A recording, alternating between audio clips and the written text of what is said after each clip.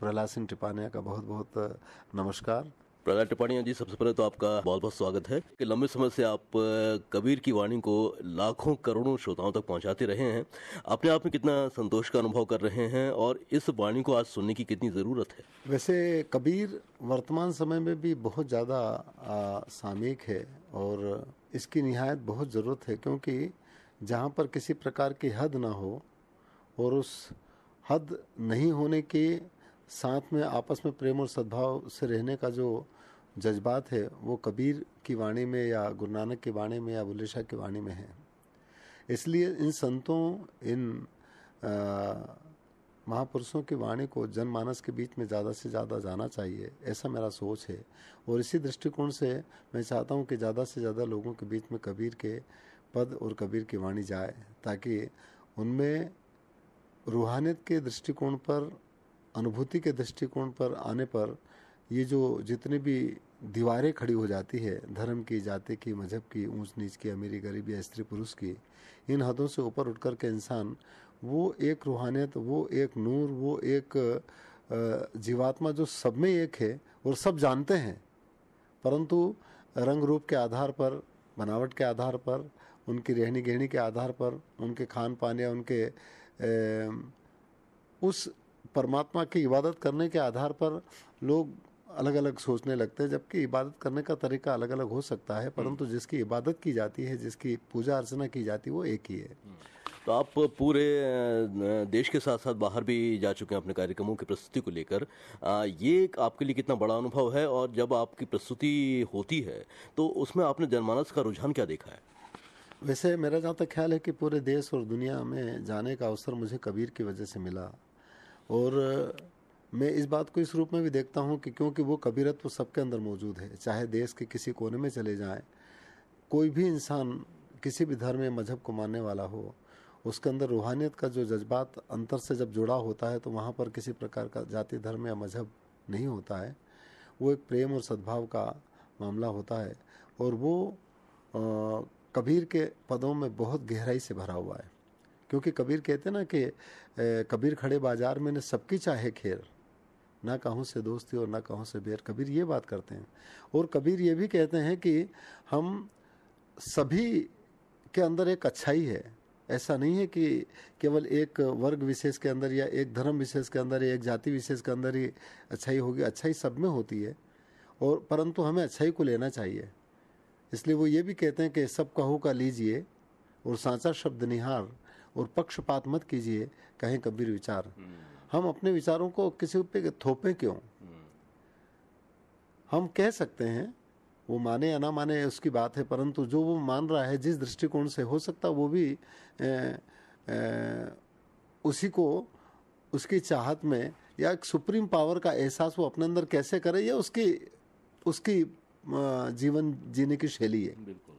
तो इसलिए कबीर है, गुरु नानक है, बुल्ले शाह है, रविदास, दादू पलटू या संत परंपरा में जितने भी लोग हुए हैं, उन लोगों ने सबको मिलाने का ही काम किया। अच्छा, आप भी कोशिश ये कर रहे हैं कि सब एकता के साथ, प्रेम भाव के साथ एक दूसरे से मिलकर रहें। आपने ये भी महसूस किया होगा प्रहलाद जी कि वर्तमान में जब आपाधापी का युग है, लोग तेज़ी से दौड़े जा रहे हैं, किसी को किसी के लिए फुर्सत नहीं है, और ज़िंदगी में सिर्फ तनाव के अलावा कुछ नहीं रह गया है। जी। तो क्या कुछ ऐसा किया जाए, और जो कबीर कहते हैं, कबीर की जो वाणी है, उसको आत्मसात करके क्या हम अपने जीवन से तनाव दूर कर सकते हैं? निश्चित। मैं तो ये मानता हूँ कि कबीर और संतों की वाणी को यदि हम एहसास के दृष्टिकोण पर लेते हैं तो निश्चित रूप से हमें एक आत्मिक शांति मिलेगी, हमें एक संतोष मिलेगा। और इसीलिए कबीर कहते हैं ना कि गज धन, गोधन, बाज धन और रतन धन खान, और जब आवे संतोष धन तो सब धन धूल समान। हमारे अंदर ईगो बहुत है, हमारे अंदर एक तुष्टिकरण जिसको कहना चाहिए कि मैं ही ज़्यादा अच्छा हूँ और आप नहीं जानते हैं, ये बहुत बड़ी हमारे अंदर, पता नहीं ये गुण कैसे पैदा हो जाते हैं। हो सकता है किसी कारण से हो जाते होंगे, परंतु जब तक इंसान सरल सहज ना बने तब तक उसमें निर्मलता और कोमलता आना बहुत मुश्किल की बात है। और गुरुत्व के गुण को जब इंसान अपने जीवन में एहसास करता है तो उसमें निर्मलता आती है, क्योंकि गुरु का मतलब ही उस एहसास करने के बाद में उसमें स्वाभाविक रूप से वो निर्मलता आएगी ही। और निर्मलता, सहजता जब तक इंसान में ना हो तब तक वो निश्चित रूप से एक दूसरे के प्रति ऊंचा नीचा देखने का प्रयास करेगा, ऊंचा नीचा एहसास करने का प्रयास करेगा, और वो भौतिकता तक सीमित है। पर आप और हम सब भौतिकता में हैं, उससे हम अलग नहीं रह सकते। आप और हम सब माया में हैं, उससे अलग नहीं रह सकते। परंतु साईं इतना दीजिए तामे कुटुंब समाए, मैं भी भूखा न रही हूँ, कोई संत भूखा नहीं जाए। इस प्रकार की प्रवृत्ति भी यदि हमारे अंदर है तो इसका एक सजग सबके अंदर वो स्थिति शायद पैदा होती है। शमशान में जब हम किसी के दाह संस्कार में जाते हैं तो सबके अंदर एक तरह का वैराग्य आ जाता है, और जब जैसे ही दाह संस्कार होने के बाद में वापस चलते हैं तो थोड़ी देर उस आदमी के बारे में बात करते हैं कि वो अच्छा था या बुरा था, और उसके बाद में फिर हम अपने उसमें लग जाते हैं। जबकि मृत्यु जीवन का शाश्वत है, और इस चीज़ को यदि हम अपने स्मृति में रखें, अपने चिंतन में यदि रखें, तो निश्चित रूप से हम हमारी जो दिशा और गति होगी, हमारी दिशा और दशा का जो बढ़ोतरी या प्रवाह होगा, वो एक सजगता के साथ में सबके हित को देखते हुए वो आगे बढ़ेगा। वो किसी को डैमेज नहीं करेगा या किसी को नीचा दिखा करके हम ऊपर आ जाएं, या एक बहुत सारी जो प्रवृत्ति हमारे अंदर पैदा हो जाती है वो शायद कम हो सकती है। आने वाले समय में हम वर्ष 2018 में प्रवेश कर रहे हैं। आप वर्ष 2018 को लेकर, इस नए साल को लेकर क्या कहना चाहते हैं लोगों से? क्या लोगों की सोच होनी चाहिए? किस प्रकार से वो देश के काम आ सकते हैं, राष्ट्र को विकास के पथ पर ले जा सकते हैं?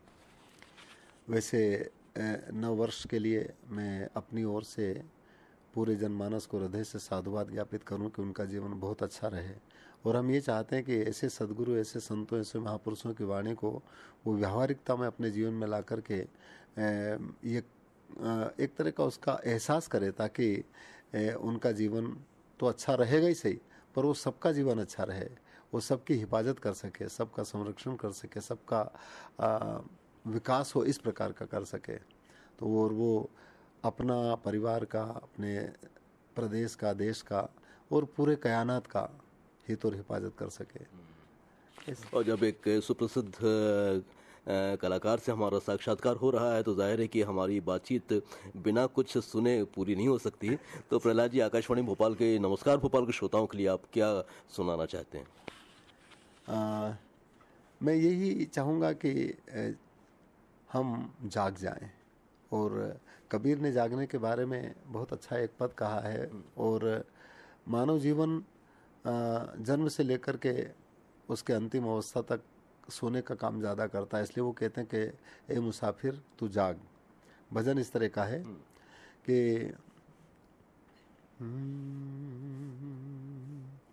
ए जी दिवस गमाया खाए के,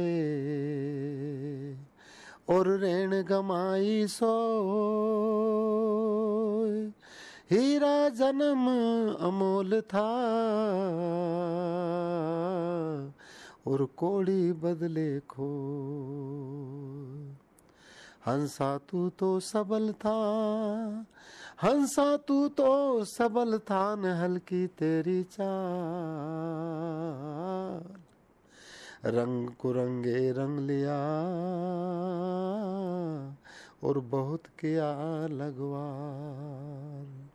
इसलिए कहते हैं, अरे घना दिन सो लियो रे अब तू, जाग मुसाफिर जाग, घना दिन सो लियो रे अब तू, जाग मुसाफिर जाग।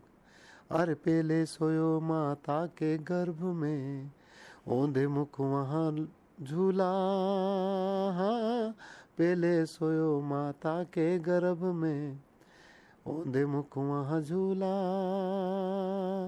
कॉल किया था भजन करूँगा, कॉल किया था भजन करूँगा, बाहर आकर भूला जन्म थारो हो गयो रे अब तू, जाग मुसाफिर जाग, जन्म थारो हो गयो रे अब तू, जाग मुसाफिर जाग। पहला सोना हर इंसान का ये पहला सोना है। दूसरा, अरे दूजे सोयो माता की गोद में, दूध पिया मुस्काया, दूजे सोयो माता की गोद में। माँ ने क्या किया? मल मूत्र तेरा धोया, बहन भुआ थारी लाड लडावे, बहन भुआ घना लाड लडावे, झूला दिया बंधाई बदाओ थारो हो रयो रे अब तू, जाग मुसाफिर जाग बधाओ थारो हो गयो रे अब तू, जाग मुसाफिर जाग घना दिन सोलियो रे अब तू, जाग मुसाफिर जाग।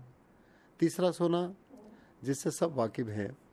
अरे तीजे सोयो तिरिया की सेज पे, गले में बैया डारी, तीजे सोयो तिरिया की सेज पे, बैया में बैया डारी, मोहम्मद में फंसी गयो तू, मोहम्मद में भूल गयो तू, भूल गया सब कोल ब्याव थारो हो गयो रे अब तू, जाग मुसाफिर जाग घना दिन सोलियो रे अब तू, जाग मुसाफिर जाग। अंतिम सोना।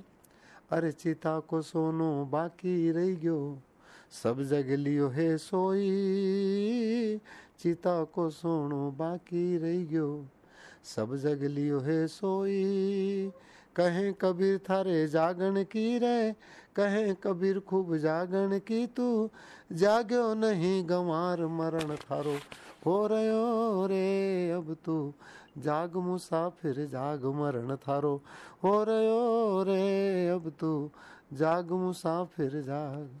बहुत सुंदर। मतलब हम जागते रहें, जागरूक रहें और सबको एक साथ मिलकर चलते रहें, यही आपका संदेश है। और इसी के मार्फत हम पूरे देश और दुनिया का संरक्षण ही तो हिफाजत कर सकते हैं और प्रेम और सद्भाव से रह सकते हैं। बिल्कुल बिल्कुल सही कहा प्रहलाद जी आपने, और इतनी महत्वपूर्ण चर्चा के लिए और इतने सुविचारों के लिए हम आपके बहुत बहुत आभारी हैं। आकाशवाणी भोपाल के जो भी हमारे साथी सुन रहे हैं उनको भी आपकी इस वाणी का लाभ मिला होगा। हमसे बातचीत करने के लिए, इतना समय देने के लिए आपका बहुत बहुत धन्यवाद। धन्यवाद। धन्यवाद। आकाशवाणी को बहुत साधुवाद ज्ञापित करता हूँ, क्योंकि मेरे जीवन की शुरुआत आकाशवाणी से ही हुई और कई अभी तक यानी सन 76 से अभी तक गा रहे हैं। और निश्चित रूप से लोग इंतज़ार करते हैं उन भजनों को सुनने का, इसलिए आकाशवाणी की एक अहम भूमिका है लोगों से जोड़ने का और लोगों तक इस तरह के संदेश पहुंचाने का। इसलिए मैं पुनः आकाशवाणी को बहुत बहुत साधुवाद ज्ञापित करता हूँ।